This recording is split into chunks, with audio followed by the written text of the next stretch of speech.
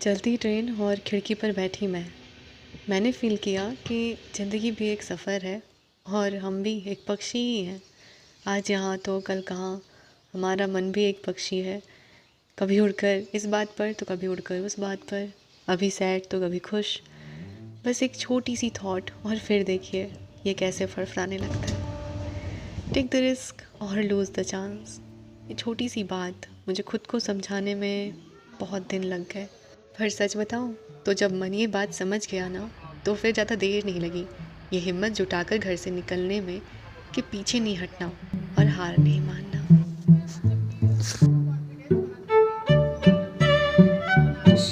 Hello, मेरा नाम है जागृति। मैं हूँ फुल टाइम स्टूडेंट, यूट्यूबर, गृहस्थ लड़की। आप सभी का बहुत बहुत स्वागत है आज के इस नए सफ़र में।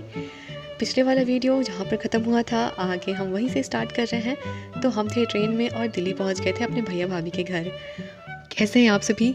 मैं पहले ठीक नहीं थी, पर यहाँ आने के बाद मैं मिलती हूँ अपने क्यूट क्यूट दोनों भांजियों से, और इसके बाद तो मैं एकदम अच्छी हो जाती हूँ। निशी, पीयू ने केक बनाया है।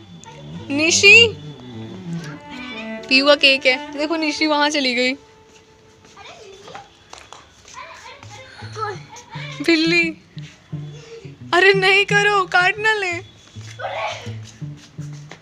निशी रहने तो काट लेगी। अरे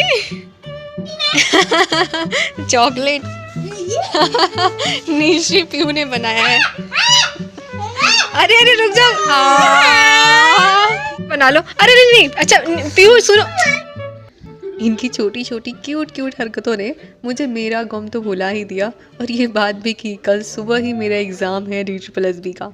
वैसे किसी को भी विश्वास होगा कि कल मेरा एग्ज़ाम है सुबह सुबह? आपको भी लगा होगा कि जागृति एकदम पढ़ते हुए मिलेगी और बहुत कुछ सारी बातें होंगी पढ़ाई से रिलेटेड, और बहुत कुछ डर भी होगा और घबराहट भी होगी। लेकिन यही तो चेंज है जो इस बार मैंने किया है। यही रीज़न था, मैंने कोई नोटबुक नहीं लाया अपने साथ दिल्ली तक, और जो मेरे फ़ोन में मटेरियल था मैंने सोचा था मैं वही देख लूँगी यदि इच्छा हुई तो। क्योंकि मैंने पिछले 1 महीने में कुछ भी नहीं पढ़ा है, तो रिवीजन करने को तो बहुत सारा है, और यदि मैं उनको देखने बैठूँगी, फिर से यही सोचने बैठूँगी कि मैंने कुछ भी नहीं पढ़ा, मेरा तो सब कुछ छूटा हुआ है, तो फिर वो टेंशन होगा, और वो टेंशन मैं अपने ऊपर हावी नहीं होने देना चाहती थी। यहाँ पर सिचुएशन मेरे लिए बिल्कुल रिस्क जैसी है। जितना पढ़ना था, जितना करना था कर लिया, अब जो होगा वो देखा जाएगा। रात को प्रॉपर नींद लिया, जगह थोड़ा अलग हो गया है ना, तो नींद थोड़ी लेट आई, लेकिन सो गई। सुबह हम लोग 5:30 बजे उठ गए थे। मेरा मॉर्निंग शिफ्ट है एग्ज़ाम का, तो हम लोग की कोशिश थी कि हम लोग 7:30 से 8 के बीच में पहुंच जाएं, क्योंकि 8:30 बजे गेट क्लोज़ हो जाएगा, और बहुत सारे लोगों का एग्ज़ाम तो इस वजह से छूट जाता है। पापा बता रहे थे बाद में कि गेट बंद हो गया, तो फिर 8-10 बच्चे थे, उनको अंदर बिल्कुल जाने ही नहीं दे रहे थे। सुबह सुबह कुछ खाने का मन नहीं कर रहा था, और अभी सच बताऊँ तो थोड़ा सा अंदर से धक धक होने लगा था। कुछ इच्छा नहीं हो रही थी, फिर भी भाभी ने चाय बनाया था, तो मैंने ब्रेड लिया था और चाय। घर पर मैं कभी चाय नहीं पीती हूँ, लेकिन वहाँ पर मैंने बहुत बार चाय पिया। दिन में 2-3 बार चाय मैं पीती थी। वहाँ पर भाभी जब बनाती थी तब देती ही थी। अभी हम लोग सेंटर पर अपने पहुँच गए हैं। मेरा जो सेंटर है वो नोएडा सेक्टर 64 आदर्श परीक्षा केंद्र पर है। इतने सारे यहाँ पर बच्चे थे, मेरे मन में अभी बस यही चल रहा था कि इतने सारे लोग एग्ज़ाम दे रहे हैं, सीट तो कम है ना, सबका सिलेक्शन नहीं होगा, कितने सारे लोगों का इसमें से होगा या नहीं होगा।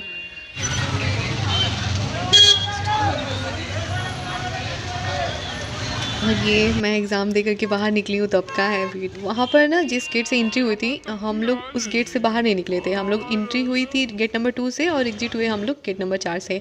सारे गेट सेम। और जब मैं बाहर निकली मैं कंफ्यूज हो गई। बाहर देखा तो पापा हैं ही नहीं, तो मैं डर भी गई पापा कहाँ गए। एक तो अभी भीड़ और ज़्यादा हो गई थी बच्चों की। कुछ बच्चे, एक बच्चे वो जो अभी एग्ज़ाम देकर के बाहर निकले थे, और फिर नेक्स्ट शिफ्ट भी स्टार्ट होने वाली थी एग्ज़ाम की, तो उसके लिए भी बच्चे एंट्री करना स्टार्ट हो गए थे। फिर इसके बाद मैंने ध्यान दिया और पता चला गेट नंबर 4 से हम लोग बाहर निकले हैं। तो फिर मैंने वहाँ पर किसी से फ़ोन लिया और फिर पापा को कॉल किया, तब जाके पापा और हम मिले, और फिर हम लोग घर पर आए। अभी हम लोग जस्ट आ रहे हैं घर पर। टाइम मैनेजमेंट बहुत इम्पॉर्टेंट है एग्ज़ाम टाइम में। मेरे लास्ट का जो सेक्शन था पेडागोजी वाला, उसे सॉल्व करने के लिए मेरे पास सिर्फ 1 मिनट बचा था, और उस 1 मिनट में मैंने इतना फास्ट, मुझे लग रहा है मेरे कुछ क्वेश्चन गलत भी हो सकते हैं, क्योंकि मैंने बहुत जल्दी में 6-7 क्वेश्चन ही मैं अटेम्प्ट कर पाई और टाइम ख़त्म हो गया। मेरा जो सेक्शन पार्ट ए वाला था ना, उसमें मैथ्स के मेरे कुछ क्वेश्चन थे जो कि पता नहीं क्यों मेरे आंसर ही नहीं आ रहे थे, और उसमें ना मेरा इसीलिए टाइम ज़्यादा चला गया। और लास्ट में जब मैं पेडागोजी वाले सेक्शन को सॉल्व करने के लिए मेरे पास सिर्फ 25 से 30 मिनट 35 मिनट के लगभग बचे हुए थे टाइम, और उसमें ही मुझे पूरा क्वेश्चन सॉल्व करना था। पेपर अच्छा आया था। ये है कि टाइम मैनेजमेंट बहुत इंपॉर्टेंट है। यदि आप टाइम मैनेजमेंट अच्छा कर लेते हैं तो आप, मुझे लगता है कि हम अच्छे खासे क्वेश्चन अटेम्प्ट कर पाएंगे। सबसे पहले रीजनिंग मेरे सामने आया था, फिर जीके वाला पार्ट आया था, फिर इसके बाद मैथ्स था, फिर इंग्लिश था, फिर हिंदी था, फिर पेडागोजी पार्ट बी वाला सेक्शन आया। फर्स्ट क्वेश्चन जो रीजनिंग का था, वो सबसे पहला क्वेश्चन यही था कि यदि प्लस को माइनस, माइनस को प्लस, इंटू को डिवीजन, डिवीजन को इंटू ऐसे रिप्रेजेंट करें तो फिर इक्वेशन दिया हुआ था, उसका आंसर पूछा था। और फिर इसके बाद सीटिंग अरेंजमेंट से क्वेश्चन थे, ब्लड रिलेशन से क्वेश्चन थे, और सीरीज वाले क्वेश्चन थे, पजल वाले 1-2 क्वेश्चन थे मेरे में, फिर एनालॉजी थी, नंबर एनालॉजी थी, मिरर इमेज वाले 2 क्वेश्चन थे मेरे, मिरर इमेज वाले नहीं 1 क्वेश्चन थे, और फिर क्या था, अभी तो मुझे इतना ही याद आ रहा है रीजनिंग का। फिर मैथ्स में एवरेज था, परसेंटेज था, ऐसे में से तो एक भी क्वेश्चन नहीं था। एवरेज से 2 क्वेश्चन था, बल्कि एमआरपी पर क्वेश्चन था, फिर प्रॉफिट एंड लॉस पर क्वेश्चन था, डेटा इंटरप्रिटेशन से तो हर साल DTPLS भी पूछता है, तो उससे क्वेश्चन था। इंग्लिश अच्छा था, इंग्लिश में नरेशन से एक भी क्वेश्चन नहीं था, ना ही वॉइस से एक भी क्वेश्चन था। मुझे लग रहा है कि आधा जो इंग्लिश पूछा गया था ना, वो पूरा का पूरा वोकैबुलरी से था, क्योंकि 2 एंटोनिम थे, 2 सिनोनिम थे, 2 इडियम फ्रेज थे, करेक्ट स्पेलिंग वाले क्वेश्चन थे, PQRS से 2 क्वेश्चन थे, फिर 5 जो थे वो पैसेज से क्वेश्चन थे।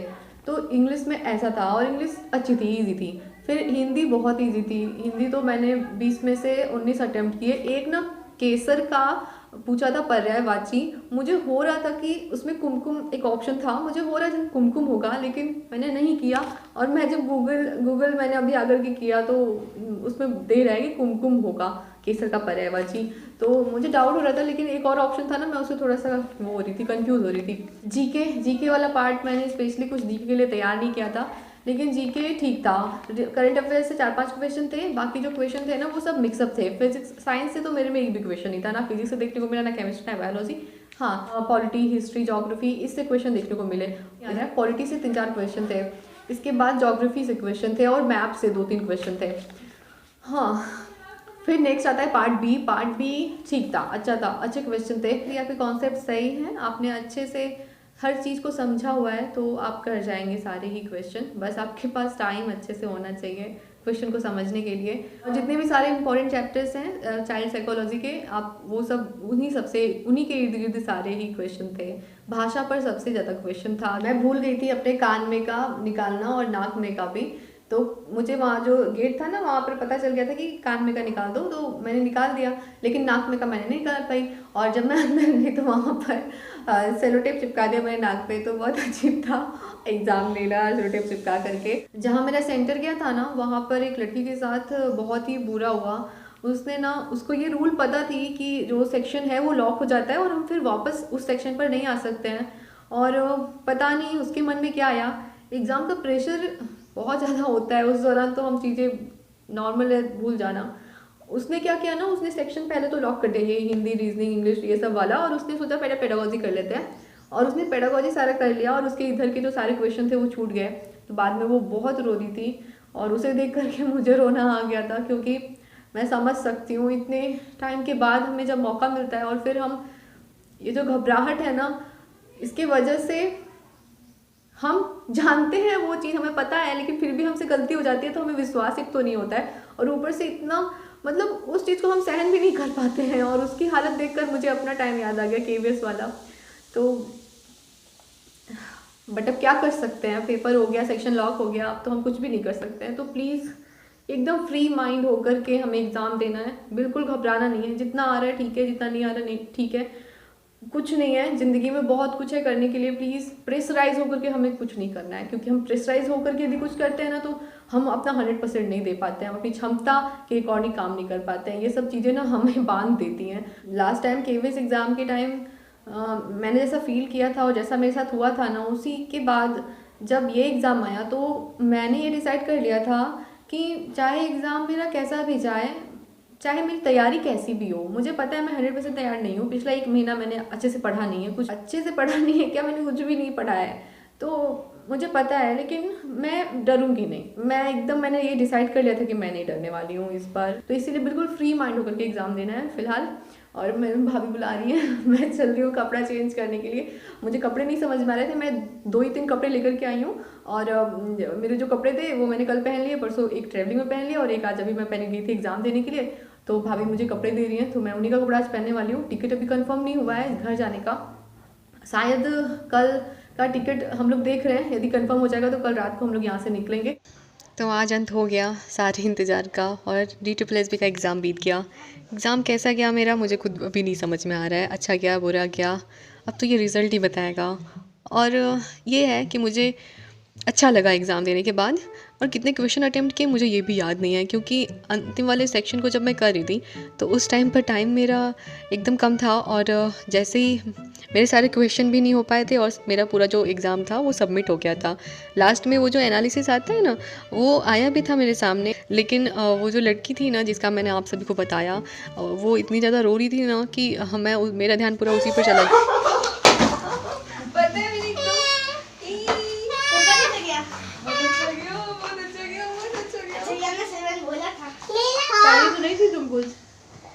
कौन सा एग्जाम था पीहू? दीदी आपको दिखाओ, क्या? ये देखो पेपर। आपका पेपर हुआ आज? अरे वाह। मैं और भाभी अभी खाना खा ही रहे थे, तब से नीचे पीहू भी आ जाते हैं अपने स्कूल से। इन लोगों का भी आज छोटा सा एग्ज़ाम था। अब तो मेरे पास उतना टाइम बचा नहीं इन लोग के साथ मैं स्पेंड कर पाऊँ, क्योंकि मुझे अब घर के लिए भी निकलना है, और इन लोगों को भी पता चल गया कि अब एग्ज़ाम बीत गया तो अब मैं घर जाऊँगी। तो पीहू और निशु दोनों साइड हो गए। उनके पेपर ऑफिसर उनको बनना है, उनके एग्जाम यही ऑफिसर बनेगी, यही बनेगी। हाँ। तो अभी जब मामा उठेंगे ना सो के तो उनसे बात कर लेना, परमिशन लेना ना, उनके फादर है ना वो, तो उनसे परमिशन लेना पड़ेगा आपको, ठीक है? तो बोल देना। बच्चे इतने क्यूट होते हैं ना, उनकी बातें। मैं जब तक थी वहाँ पर ना हम लोग साथ साथ हर काम करते थे। अभी देखिए वो दोनों वेट कर रहे हैं कि मैं आऊँगी तभी वो लोग भी खाना स्टार्ट करेंगे। यार मेरा खुद मन नहीं कर रहा था कि मैं इन दोनों को छोड़ के जाऊँ, लेकिन कुछ नहीं कर सकते, जाना तो पड़ेगा। भाभी ने रात को हम लोग के लिए छोले भटूरे बनाए थे, और देखिए अभी निशी और पीहू एकदम सैड थी। पीहू तो बहुत ही ज़्यादा सैड थी, और निशी थोड़ी सी बड़ी है तो उसको समझा देते थे तो थोड़ा सा समझ रही थी, लेकिन वो भी बहुत सैड थी। भाभी ने भी बहुत समझाया, बहुत बहुत मनाने के बाद, और बहुत ज़्यादा जब मैंने बोला ना कि मेरी मम्मा भी मुझे बहुत मिस कर रही है घर पे, और वो मुझे कॉल करके बुला रही है, वो रो रही थी, तब जा कर के वो लोग माने, और ये प्रॉमिस ले कर के माने कि मैं वापस जल्दी फिर से आऊँगी। ऐसे मैं रुक जाती, लेकिन मम्मी का टेंशन है, प्लस मेरा एग्ज़ाम अभी Tier 2 आने वाला है तो उसकी प्रिपरेशन भी करनी है। डेट उसके अभी जस्ट कुछ दिनों में ही आने वाले हैं, Tier 1 का रिज़ल्ट आने वाला है, तो इस वजह से भी आना बहुत ज़रूरी है। तो फाइनली अभी हम लोग निकलते हैं, और इस स्टेशन अभी हम लोग पहुंच गए थे न्यू दिल्ली। यहाँ से हम लोग का 11:15 बजे ट्रेन है बनारस के लिए।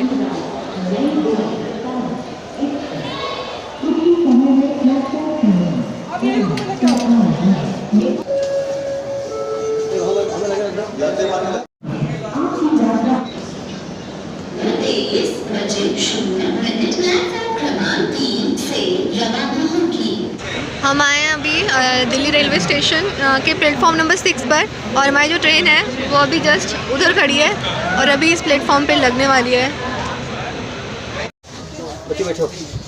बैठो। तो मैं बैठ गई हूँ अभी ट्रेन में, और अभी ट्रेन रुकी है, अभी चली नहीं है, लेट है, 11:30 बज चुके हैं, लेकिन ये स्टार्ट नहीं हुई है। बहुत मिक्स फीलिंग और इमोशनल हूँ अभी मैं थोड़ा सा। मुझे दिल्ली आकर के अच्छा लगा, बस भगवान से प्रार्थना है कि भगवान मुझे अवसर दें कि मैं वापस इस धरती पर कदम रखूं, और मैं अपनी ज़िंदगी में बेहतर करना चाहती हूँ, बस मुझे उनसे एक अवसर चाहिए। बाकी चलिए, सफ़र यूं ही चलता रहेगा। हम भी मिलते हैं अगली वीडियो ब्लॉग में, तब तक के लिए अपना बहुत सारा ख्याल रखिएगा। Be positive, be optimistic.